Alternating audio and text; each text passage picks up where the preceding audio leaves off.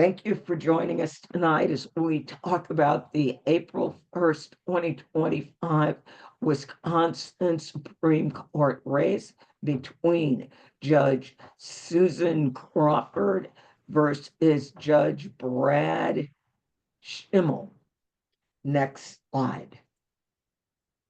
My name's Andrea Miller, and I'm the executive director and founding board member of Center for Common Ground. We work on a lot of different projects. Students for Voting Justice is our intern program. Many of us know us, many of you know us from our original campaign, which was Reclaim Our Vote. And many of you know us from our Equal Rights Amendment Vote Equality campaign, which our board member runs. Next slide. We've got a very, very, very simple mission at Center for Common Ground. We educate and empower underrepresented voters in voter suppression states. From the looks of things, we're about to all become voter suppression states. We want people to be able to engage in elections and advocate for their right to vote. Together, we can build a democracy that prioritizes the voices of all people. And my father was from Mississippi, and one of the sayings they have in Mississippi, all means all, y'all. Next slide. All right. What does the great state of Wisconsin look like? Normally, we work in the South, where in the South, when we look at Caucasian or white voters, maybe they're 50 or 60% of the population. In Wisconsin, 87.47% of the population. 3 million registered. If they held the election tomorrow, these voters could vote in it. Next slide. In this campaign, there are 100 and basically 99,000 registered African American voters. We are focused on 94,343. These are registered voters whose registration is active. And yes, back in 2010, Wisconsin became one of the original voter suppression states. Next slide. I am a data nerd. I love numbers. I'm not going to make you sit through all of them, but what you're going to want to know is we will primarily be working in 4 counties: Milwaukee City County, Dane County, home of Madison, Racine, and Kenosha. 91% of our voters are going to be in the Milwaukee area. That's why we are so glad to again be partnering with Souls to the Polls, because they are based in Milwaukee. Now, gender. In Wisconsin, we are looking at roughly 57% of the active registered voters are women, and roughly 38% are men. And we have 5% where we do not have a gender. Like most states, the vast majority of our voters are 50 and older. Next slide. Now, on the previous slide, I just made the numbers bigger. These will be the numbers that we currently have for each of the 4 localities where we are working. If you are new to working with us, we break everything down by locality because we want to provide very important information to voters. The registrar's phone number, we want them to know where they can get information about early voting. So that means when we do phone banks, when we do postcards, we don't have one statewide script. Everything is broken out by the information that voters will need to vote in their specific locality. Next slide. Now, tomorrow, we officially launch the Supreme Court postcard election, and addresses will be available for all those jurisdictions. We are asking, since we only have 94,000 addresses, to ask for no more than 3,000 addresses. And you will mail them between March 1 and March 11th. What I am showing on this slide is in 2023 and 2024. We designed special art postcards that are available through our board members' print shop. If you have any Center for Common Ground postcards, any of those postcards, including our original Vote Your Power postcards, the original purple postcards, those can certainly be used for this campaign. Next slide. We have the sample postcard, and what we've done is we've made some major changes. Instead of having a lot of notes down at the bottom, which people sometimes printed on a separate page and often people didn't read, we actually put bubbles with information that we want our writers to know, literally on the postcard sample. So, Josie, since you made this, do you want to talk about this a little bit? Yes, I will talk about it just a little. So, if you've not postcarded with us before, you will get all of this information once you reach out to your regional organizer and request the postcards. The purpose of what we did here is just that we wanted to make things easier for you. A lot of writers reached out and completed a survey that we put out a few weeks ago, and we wanted to make sure that the materials we get to you are as simple as possible and make your experience as easy as can be when writing with us. Again, all of this will be shared with you when you sign up to request cards. You will automatically get this document. If you want to know how the heck to even request postcards, go to the link that Andrea put in the chat. We also updated our postcard page on the website so it looks prettier and should be easy to find your regional organizer who you can email and to get those addresses and the document on the slide. I hope that clarifies most things. Yes. And I saw a question in the chat. We are a 501c3. We are a nonpartisan organization. So the circumstances do not exist where we tell voters to vote for candidate A or candidate B. That is not what we do. We merely tell voters what is at stake and where and when they can vote by law. That is all we are allowed to do. Next slide. I could add a little to that if you'd like. Oh, thank you, Carrie. Because I worked on the script. The scripts are always written in conjunction with activists on the ground, people of color who are experienced and know their communities.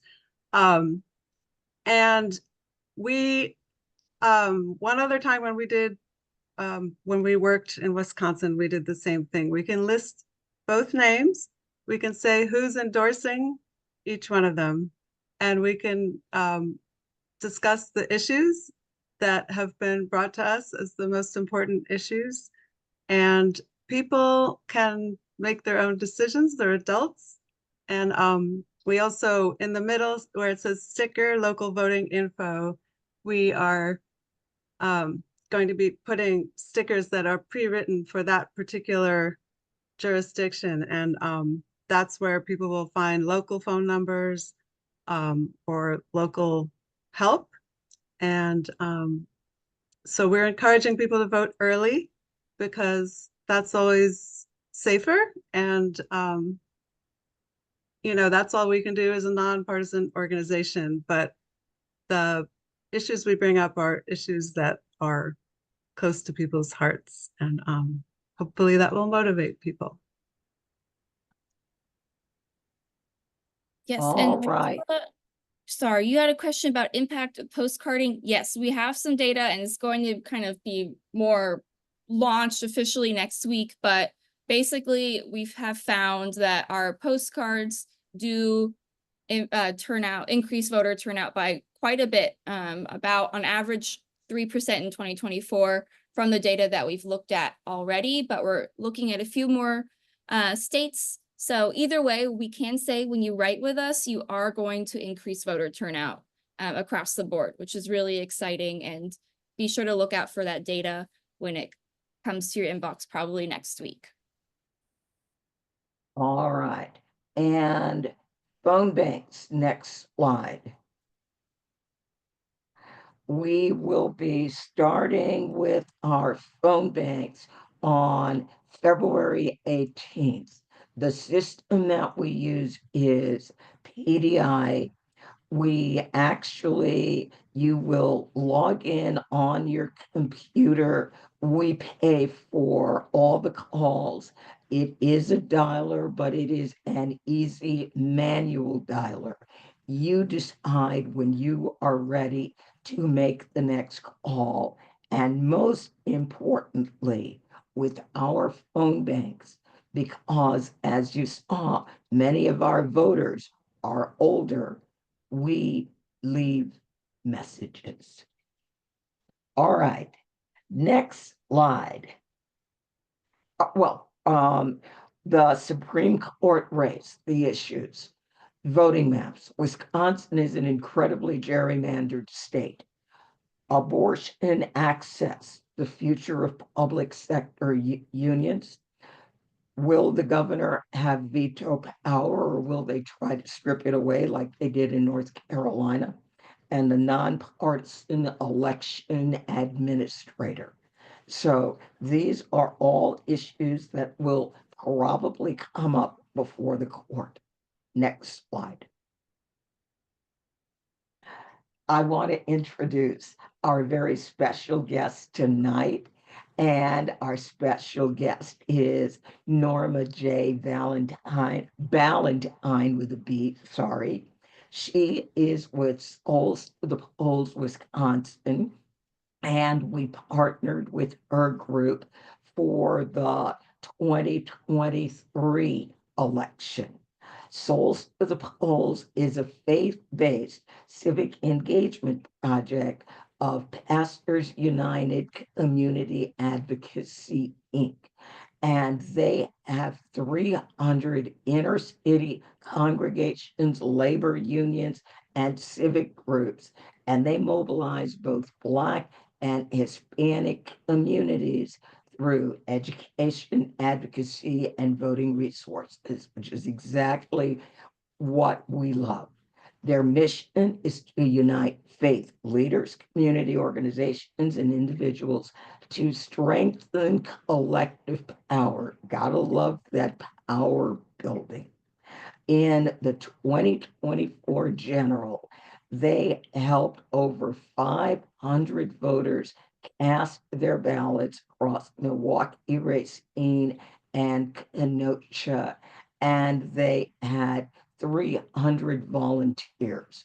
So one of the very special things that they do is they provide free rides to the polls so that voters who don't have automobiles, voters who are early and older and maybe have mobility issues, have a way to go out and vote.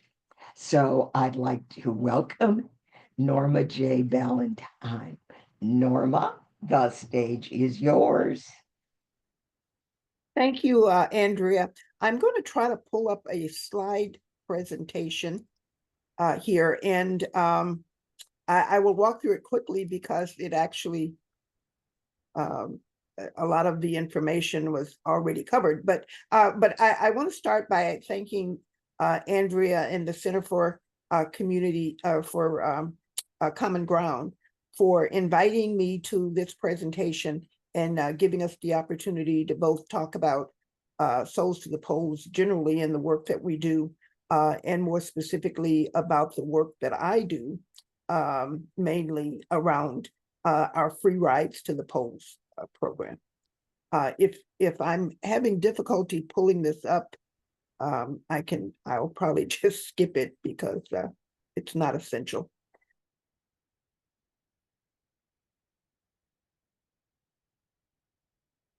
Oops. Oh no, it looks like Norma may have I accidentally think we lost Norma. I think thrown we herself lost off Norma. screen. She'll probably be back. I will keep an eye out for her. In the meantime, if folks In the have other meantime, questions, we've got questions in the chat. We can work on those questions.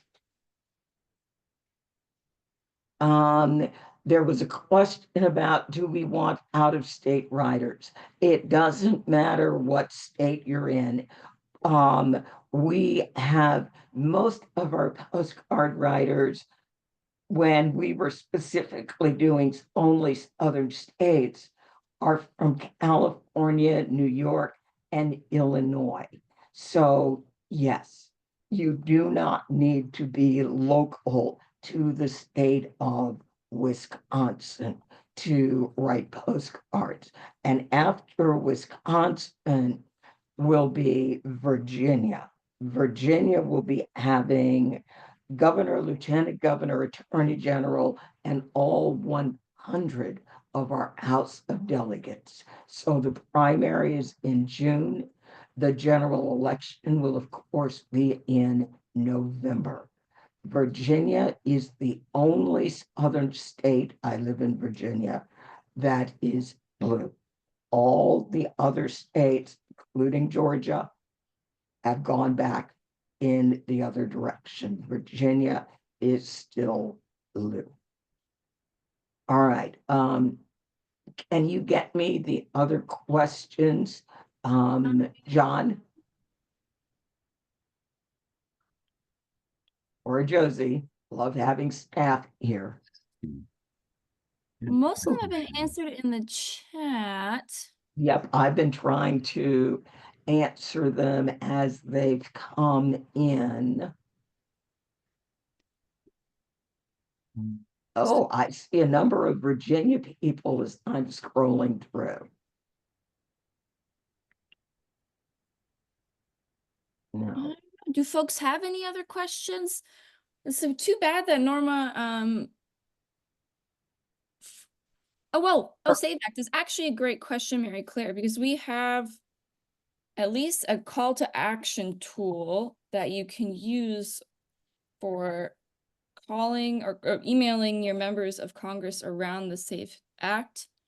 The SAVE Act, for those of you that do not know, is a really nasty voter suppression bill in Congress that would basically require people to show their passport or birth certificate in order to register to vote. And that's it. No other ID would be possible, which is very dangerous and would basically make millions of Americans ineligible for voting. And it could also possibly throw people off the voter rolls. So I encourage you to check out the link I put in the chat. It talks a bit more about the bill and also allows you to contact your members of Congress to oppose this really dangerous legislation. The other thing that the bill does is it can very easily disenfranchise women. If you are married and you took your husband's name, it requires a birth certificate, which of course will not have your married name. If you have a passport, that will have your married name. But if you don't have a passport and you are married, the name is, of course, not going to match. So there was a question also about postcard efficacy.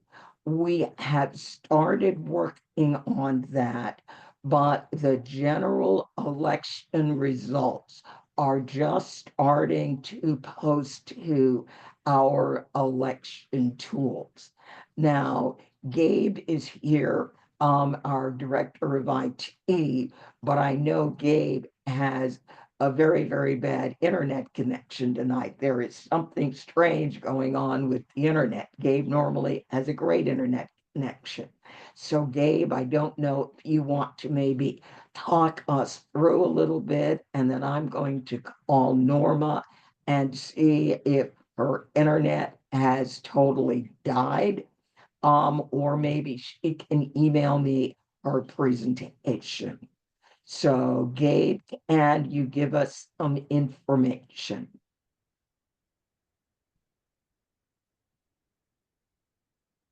He's not on. I think he got thrown off. So what I will do, Okay, all right. in the spirit of showing some of this great news that we do have, I won't be able to explain the specifics, but I will share actually just an email that I put out to our organizers. I'll share it with my screen. So far, we've analyzed data for the Virginia congressional primaries and the Georgia general. Both of these look at the entire state and look at our impact of postcarding on Black voter turnout. We're going to have data on the North Carolina general election and the Virginia general election. That data is just not fully available to us yet. Bottom line, though, we found that our postcards increased voter turnout by quite a bit. In Virginia, the congressional primaries, there was a 2.42% increase in Black voter turnout. And in Georgia, which is really huge, is a 4.9% increase in Black voter turnout. This is statewide, the average number of increase that we found as a result of the postcards that a lot of the people here on the call today have taken the time to write. This shows us that our handwritten postcards really make an impact on voter turnout, and we're really excited to have this information. And we're so grateful to you all for believing in us and helping make a difference in the 2024 elections. All right, thanks, Josie. Thank you, thank you, thank you. Norma is going to try to come back in, and she's going to email me the presentation. So I'm going to be watching that. It looks like, we? oh, here's Norma, and it looks like Davina ended up being able to join. Thank you, Davina, for being here. I hope your children are okay. Andrea, if you want to make Norma and Davina both co-hosts, then Norma will let you go ahead with your presentation. And then Davina is also an organizer in Wisconsin who's taking the time to come speak to us today. Got it. I am so sorry. I was just rattling through the presentation there, and I did not realize that you guys were not hearing me. So I do apologize. Andrea did say that she can share the my presentation with you, but I'll just go ahead and talk further about again the work that we do at Souls to the Polls. I was explaining that Souls to the Polls is actually not a direct 501c3. We're a program of Pastors United, which is our umbrella organization. So we partner with 300 congregations in our community to provide leadership training and leadership development to the church leadership as well as their congregation, to enable them to really work directly in their communities to turn out voters and strengthen voter engagement and civic engagement. And why this matters for us is that by working with local churches, we're able to assist the community in advocating for issues like affordable housing or education, gun violence, governmental transparency, of course. We focus on educating our voters, particularly around the voter ID practices. We offer, which I'll talk more specifically about, our rides to the polls is a core service of Souls to the Polls. And we do quite a bit of advocacy again throughout the year.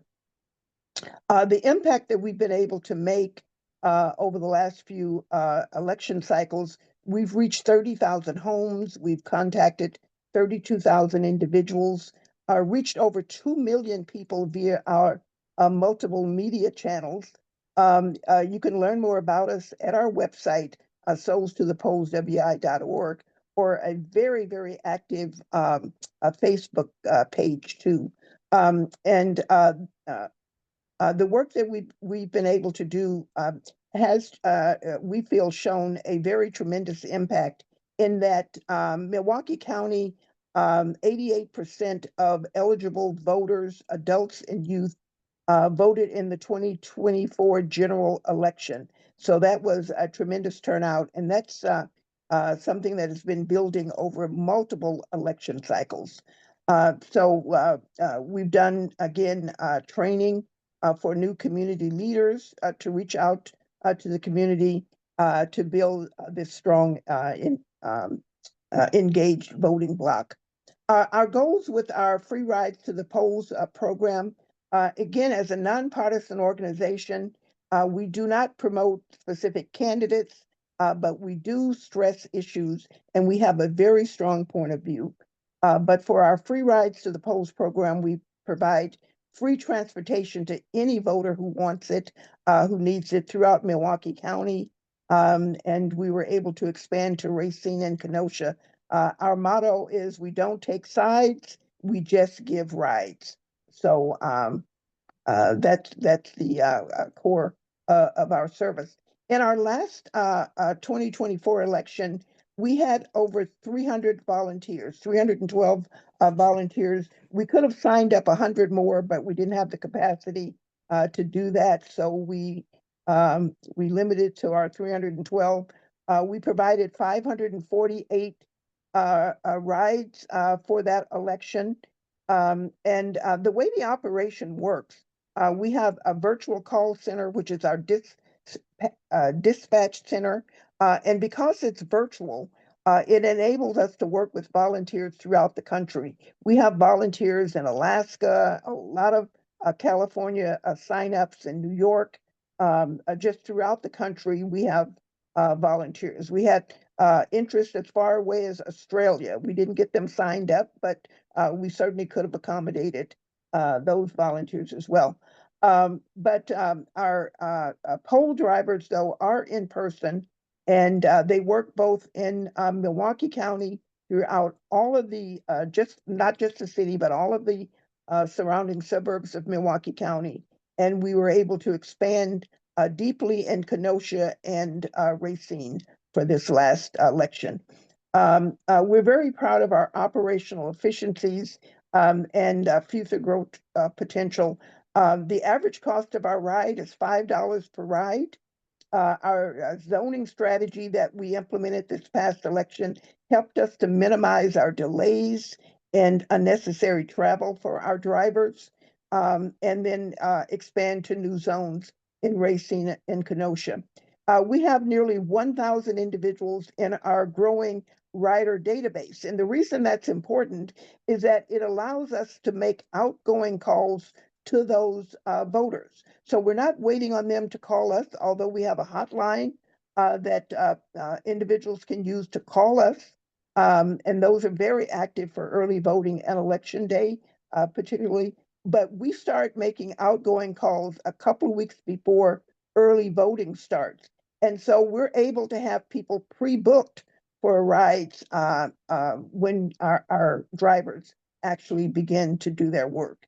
So the lessons that we've learned is that we want to further refine our voter management system so that we can, have not just as many signups as we can have, but that we can really engage with those volunteers, both in scheduling and training. We do a lot of training, providing technical sessions as well, because we want all of our volunteers to be ready to go and to understand their roles when they start. Our drivers work with an app to get their information for voters, and our dispatch center needs to know how to send this information to them and need to know how to interact with both the drivers as well as interact with our voters.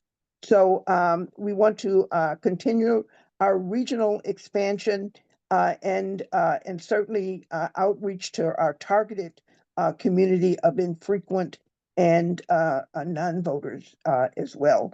So we have an ongoing commitment to building a robust voter relationships throughout our process. In conclusion, I'd just like to say to join our movement, you can volunteer, you can donate to help us out, or partner with Souls to the Polls Wisconsin. And I'm in the process right now of early recruitment. So I have a survey that I can share with you if you're interested in perhaps joining us in some capacity. And of course, we want to stay connected with all of our social media channels as well. So in closing, our closing message is together, we can channel our faith, we can channel our power to bring thousands more souls to the polls. Thank you so much. Thank you, Norma. I love your message and I love your line. We don't take sides, we just give rides. So yes, yes, yes, yes.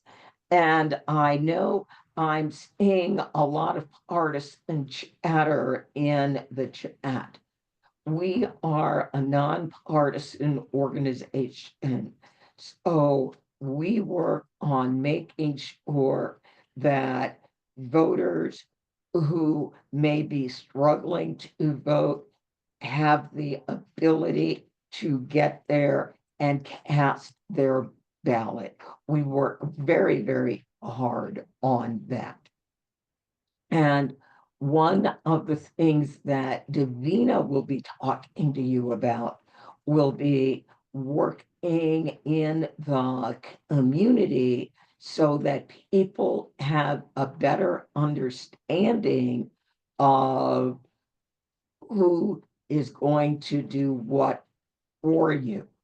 And I think this past week, a lot of people have really seen what is happening with the new administration. And I know many people are probably saying, this really is not what I voted for.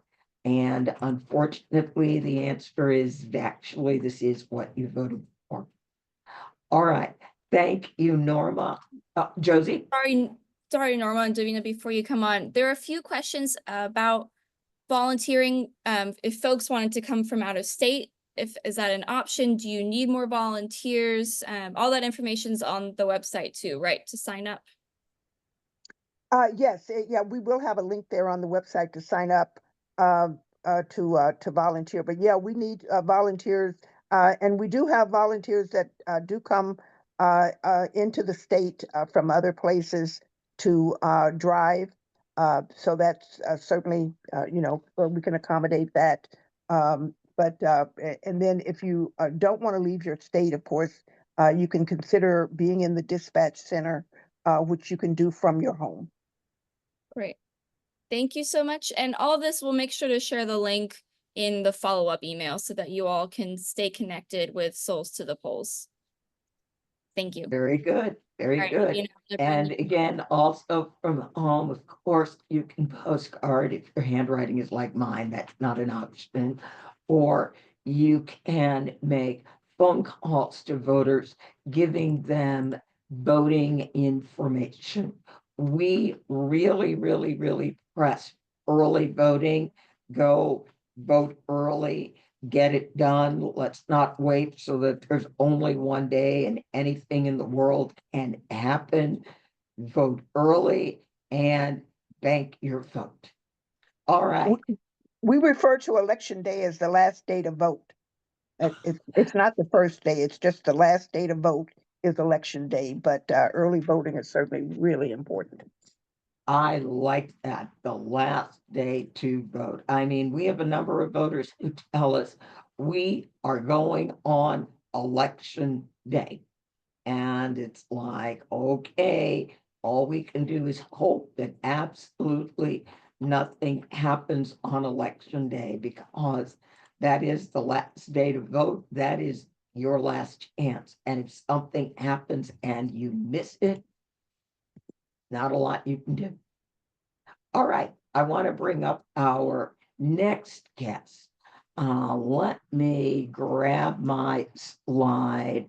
Davina, thank you so very much for joining us. I heard that you had really challenging things happen. I hope that everything is great. Davina Jones is the founder of Hand Up Resource Center, and she's got 30 years of experience in business administration, organizational management, project management, and community organizer. So she's developed innovative programs and training workshops focused on professional development, emergency response preparedness, which in many communities is going to take on a whole new field to it.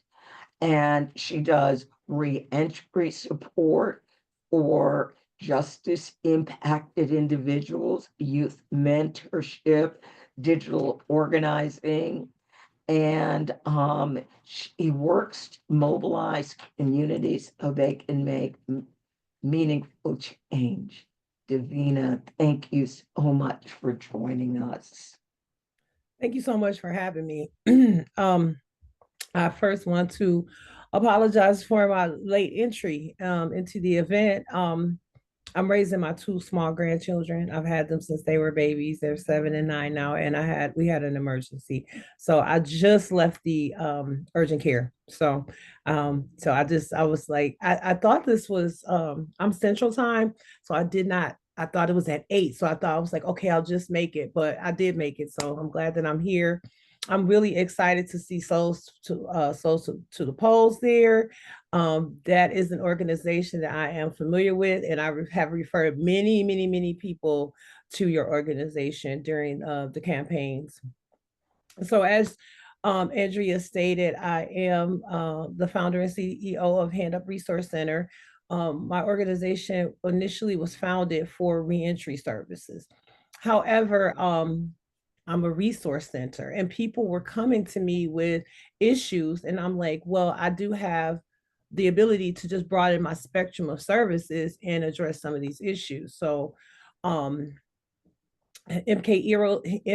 Heroes is one of the major initiatives that we do right now, which is the CERT training, Community Emergency Response Readiness Training. And that was just pitched to the Office of Violence Prevention as a pilot. And it was in direct response to the violence in the city of Milwaukee, in the underrepresented, marginalized communities. And so my son is a SWAT paramedic in Madison, and they were doing an initiative, some of you may be familiar with, called Stop the Bleed, which is tourniquet application. And it's mostly for first responders or medical professionals. And he's like, Mom, this might be something that you want to do. Well, we took it and we expanded it. So we provide AED,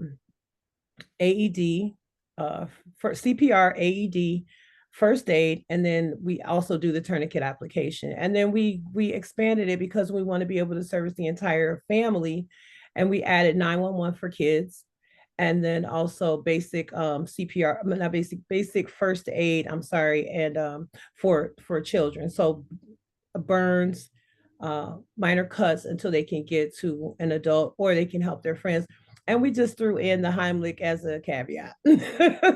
So, and it was amazing. So it took, grew legs of its own. We operated in 2023 for about 4 months in the summer, and then an RFP was created. We applied for the RFP, and now I'm operating under a 3-year contract with the city of Milwaukee.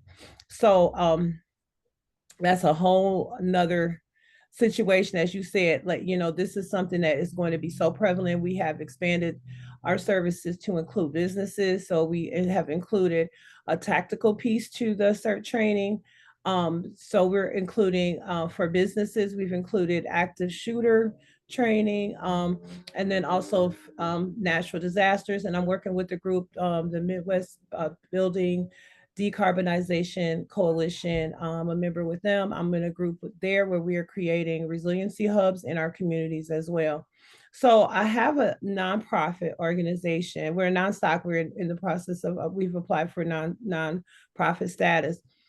But I always also work when there are campaigns. I always work the campaign cycle. So I will work jobs. And in the capacity of, I've been a field operations supervisor to I've done, my last most recent position was the senior organizer with For Our Future Wisconsin. And in that role, I was able to take their, in my capacity as an organizer, I was able to organize from their average attendance was about 12 people. That was considered a really good event. Well, by the end of the campaign season, my events were, my last event, I had standing room only, and we were filling up halls. And we had, so myself and I had another organizer that I would often partner with, and we were able to really reach the community. And I want to say we kind of had a Piper effect, because each event, the attendees grew and they were bringing people along with them. And so I worked with, and I think he's on here, Jake was our trainer. He did the public narrative. Jake is here. Yes, and he was amazing in helping to develop me personally as an organizer, and just get more understanding on how to reach people and how to have a greater impact in my events. And so what I found was that this demographic of people just were very uninformed. I want to say very uninformed, not at all really real familiar with the political process. And now it has gotten so muddled, and with all of the propaganda, the misinformation, disinformation, that people just they don't want to deal with it. So there were record numbers of Black and brown people and women. It was amazing to me. And it was very disheartening to me because of the civil rights movement, the number of people who said they were not going to vote. And I'm glad. So we had to do something about that. That's unacceptable. It's absolutely unacceptable.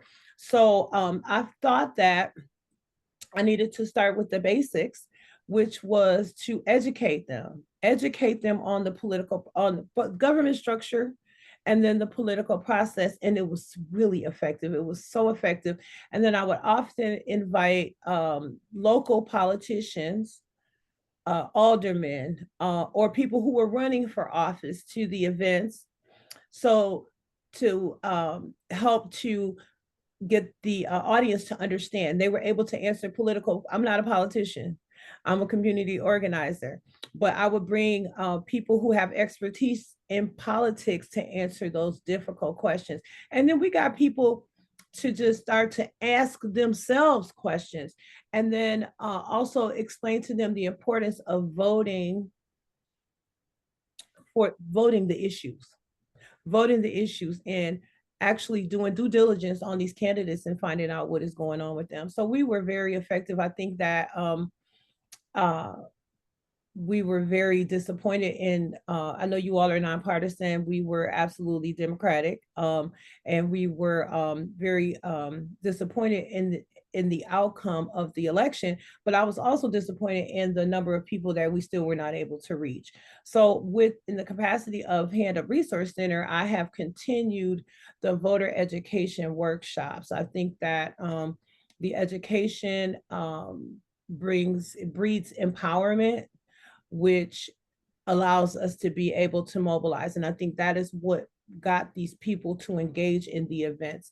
They asked questions. We talked extensively about Project 2025 and the impacts on the nation as a whole, and more specifically their own interests, and their communities. And so I just feel that if we had more time to educate these people between elections, that they would be more empowered, they would feel more informed, and they would show up at the polls. I had someone send some stats to me that I wanted to share with you guys. Real quick, I have pulled them up. Okay.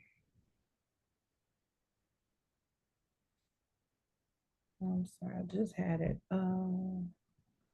One moment. And it was the number of people who did not vote in these 5 states, but it was in the hundreds of thousands of people who did not show up to vote. So the work is important. The work is important. The education piece is important. And we're seeing, the effects of the vote, the lack of voting right now in office. So I think that it's really important that we immediately, I spoke with Jake after the election, and I was so deflated, and I'm like, what now? What do we do now? And so we have to just keep going. We have to keep going and prepare for the next election. So like I said, I have used my platform, my personal platform with my own organization, to continue the voter education, the civics engagement workshops, which have been extremely successful and informative. And I think that we will have a different outcome, and then in the elections that are coming in between, the local elections as well. So. All right. One of the things we do at Democracy Centers is we talk to people, we survey voters. They work year round, and when there's no election, they're doing surveys. And they ask people, we need you to be selfish. We need you to think about, what do you need to happen to make life better for you and your family personally and your community? And that gets people outside the politician, prom king, prom queen kind of thinking, oh, I like the way they dress, or, oh, did you see that suit? And it's like, you need to bring it inward. What do you need? This now, and then we help people develop bullet points. This is what we are looking for. When we phone bank, when we canvass, when we postcard, we remind people of what they said was important to help cut through the noise and the disinformation. So again, I heard in Richmond some of the same disheartening things that you did. Young Black men saying they were going to vote for Trump because he looked tough. Well, how tough is he looking now? Right. Yeah. Oh yeah. And was that the kind of tough you wanted? So again, going back into the community with people who live there, people are willing to talk to you. They're willing to come back. And I love what you said. People came back to the next event and they brought friends. They did. And then it just kept growing that way. And I'm going to bet that at some point, somebody from all this decides, you know what? We're tired of waiting for people to save us. I'm going to run for office myself. Couldn't do any worse than the clowns that are already up there. Right. Not Absolutely. possible. Yeah. Yes. Yeah, it was amazing to talk to people, and that's what it was. They were heard. They were heard, and I and I had to say, ask myself, like, how is this phenomenon happening? Because my partner Kay Davis and I, when we would have these events, when I say people would show up at the end of the events, they wanted to. We didn't even have to do it before we could do our ask. They wanted to volunteer, and they were asking, when is the next event? So they were Yes. engaged, and I think there was also a trust factor. They believed us, and they believed that we cared about them. And so I Yes. think that is very important. That's very important when addressing this demographic, is that, like you said, they want to be heard. I love that. They want to be heard. And we had to make it personal. And then to take the time out to give them the information that they're missing. So I took a ballot. I took the ballot and I took every position that they're voting for on the ballot. I excuse me, created an info sheet on what each of the positions are responsible for, who they are, what their contact information is. And like I said, information is so powerful. Educating people is so powerful, and it gives them a sense of belonging, participation, like they are participating. They're part of this process. Sometimes the political piece of it, like you said, they are very far removed from that, and Right. so beyond even like not understanding it, they don't want to deal with it. It's messy. They don't feel like either party it represents their interests, and we Right. have to teach them you have to vote your interest. You have to vote your interest. We're seeing today, Vote your power. yes, so many people voted against their own interest, and now we are dealing with the aftermath. So now, to pick up the pieces and moving forward, we're heavily involved in the civic engagement, the continuing in community organizing, and then the voter education workshops, so that when the next election comes, we should have larger turnouts as well for volunteers. Each we're trying to kind of to breed a each one reach one type of mentality, like. Excellent, excellent. I am really liking that. Yeah, so a lot of little hearts suddenly start appearing in the chat. That is wonderful. So Davina, Norma, I will definitely be talking with you as we, as I said, postcards launch tomorrow for Wisconsin. Phone banks will be launching on February 18th. I will love to talk to you folks about your work. We have a lot of tools that we can make available to you. I love all the research you do. You love ActiveVote. Every elected official, based on a person's address, their name, their phone number, and all kinds of things. And then every election, all about the candidates. So this is great. All right, Josie, I'm going to take center stage and close us back. Norma, Davina, thank you so much. I'm thrilled. Yeah, Josie. I'm what? sorry. So a few folks are asking, Davina, do you have a website for your group that people can check out to learn more about you? Or is there And another possibly give you money? connect with you? Yeah. Definitely need money. I can give an email address. I am just updating my website is being updated right now by a great group through Hello Alice. I'm promoting Hello Alice. It should be done within the next week, but I will give you all my email address. I'll put it in the chat now. And then you all can, if you're interested, to send me your contact information, and then I'll make sure that everyone gets the link to the updated website. But I can be reached via email at the email I'll post in the chat right now. And thank you so much for your support and interest. Thank you. Thank Thank you you. for having me. Thank you. Thank you. All right. We don't always get an opportunity to meet local folks on the ground. So you had a chance to meet two phenomenal organizers that are literally on the ground zero in Milwaukee. So everybody that's signed up tonight, you will get an email on Monday where whatever links we put in the chat, if people shared their email in the chat, you will get that along with the recording of this event. So thank you all so much for coming. I look forward to seeing you either writing postcards or making phone calls for us. And then Davina, we will talk about canvassing and door knocking and making custom materials that reflect what the people in your community believe is important. And again, one last comment.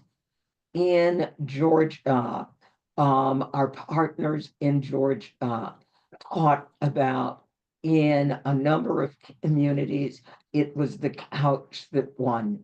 People were sick and tired of no outreach to them by either party.